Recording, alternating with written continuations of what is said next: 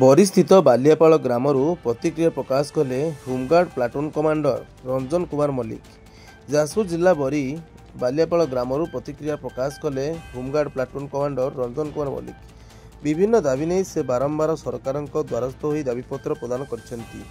दाबी पूर्ण नहेले से काली विधानसभा सम्मुख में आत्माहुति देवे बोली बालियापाल ग्रामस्थित निज बासगृह से रविवार दिवा 10 घटिका समय प्रतिक्रिया प्रकाश करी वीडियो प्रकाश करथिबा देखिବାକୁ मिलिछि।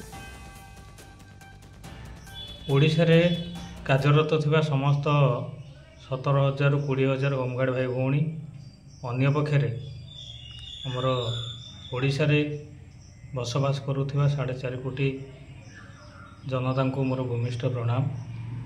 आपण जानिछन्ती काली 25 तारिख आज 24 तारिख काली मो आत्महत्यार दिन। ये वीडियो मो पाई शेष वीडियो काली हुए तो मु वीडियो पकई न पारे। समस्त को न्याय मागिची माने डिपार्टमेंट कतरू आरंभ करके माननीय सुप्रीम कोर्ट माननीय हाई कोर्ट माननीय पुलिस डिपार्टमेंट अन्य पक्षरे शेष थर पर आपण मानक 4.5 कोटी जनता को न्याय मागी। किए कहते रंजन अभिनय करुच्ची सरकार को डराऊँची। हाँ यहाँ मो अभिनय मो जीवन आज हूँ शेष अभिनय। काली विधानसभा आगे मो जीवन सबू कहानी कहबी कागजपत्र सहित। माननीय मुख्यमंत्री सार सहित वर्तमान सुधा मोर देखा हो पारिनी। देखा हम कि नहीं मुझे जानी। देखा हेले तो सबू होमगार्ड भाई भौणी को भाग्य भविष्य खोल माने मरवा पूर्व मोर गोटे अफसोस रही मु मला पर भी होमगार्ड माने न्याय पाई पारे। आ गोटे कथा जो मानक जो षड्यंत्रकारी जो दुर्नीतिखोर ऑफिसर आउ होमगार्ड आउ मानवाधिकार मिशन आरती मंगराज दिलीप धल जो माने कि काली ओटीवी रे बाइट देइचंते रंजन महासंघरू टंका खाइछि आउ ताकू लुचेइबा आमको डराऊँची धमकाऊँची आउ आत्माहुति दब बोलिकी अभिनय करुच्ची बा बंधा हबार वंचित हबार से एमती धमक दौची।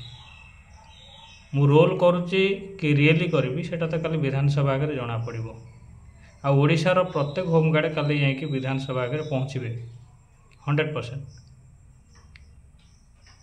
आओ जो आरती मंगराज दिलीप धल आ उमाकांत राउत विचित्र विश्वाल सुशांत प्रधान प्रभात बारिक एमाने जो मानवर ओटीवी की जो देइचंती बाइट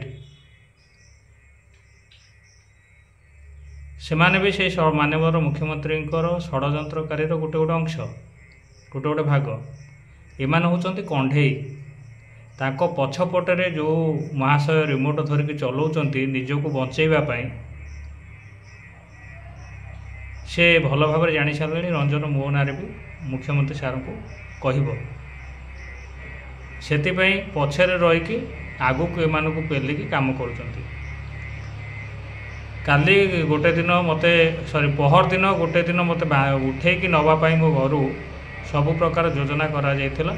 ये विषय जो मुझे सोशल मीडिया रे छाड़ी से से माने साइलेंट हो गले। पछपटे जो बाबू अच्छा से बहुत बड़ तांकर पावर बहुत जो फेलुअर हेले काली एमान को लगे प्रेस मीट करके रंजन को डाउन कर मिछ अभियोग लगे गोटे प्रेस मीट कले।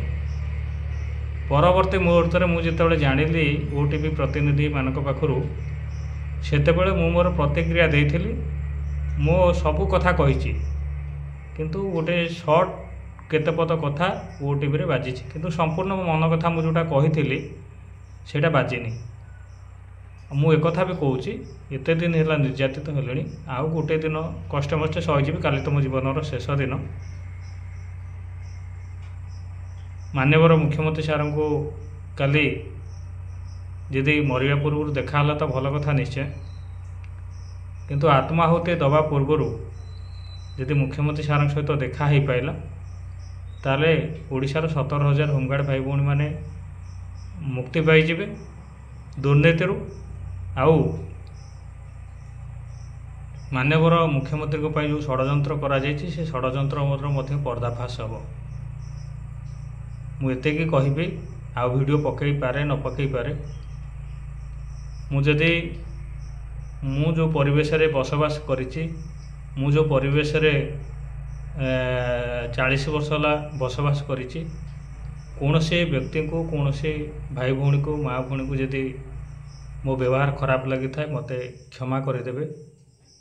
ଦୁନିଆର ଦୁର୍ନୀତି ଆଗରେ, ଡିପାର୍ଟମେଣ୍ଟର ଦୁର୍ନୀତି ଆଗରେ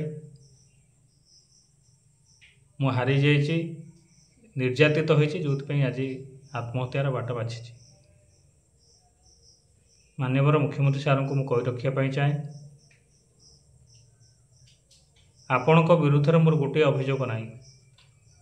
ମୋର ଜିଲ୍ଲା SP ସାର୍ଙ୍କ ବିରୁଦ୍ଧରେ କିମ୍ବା ଅଧିକାରୀଙ୍କ ବିରୁଦ୍ଧରେ ମୋର ଗୋଟିଏ ଅଭିଯୋଗ ନାହିଁ। ଯେଉଁ ଉପରିସ୍ଥ ଅଧିକାରୀ ଆଉ ଯେଉଁ ହୋମଗାର୍ଡ଼, ଯେଉଁ ମାନବାଧିକାର ମିଶନ ପାଇଁ ମୁଁ ଆଜି ନିର୍ଯାତିତ, ଯେଉଁ ସରକାର ବିରୋଧୀ ହୋମଗାର୍ଡ଼ ପାଇଁ ମୁଁ ଆଜି ନିର୍ଯାତିତ, ସେମାନଙ୍କ ପାଇଁ ମୁଁ ଆତ୍ମାହୁତି ଦେବା ପାଇଁ ଯାଉଛି। ମୋତେ କ୍ଷମା କରିଦେବେ।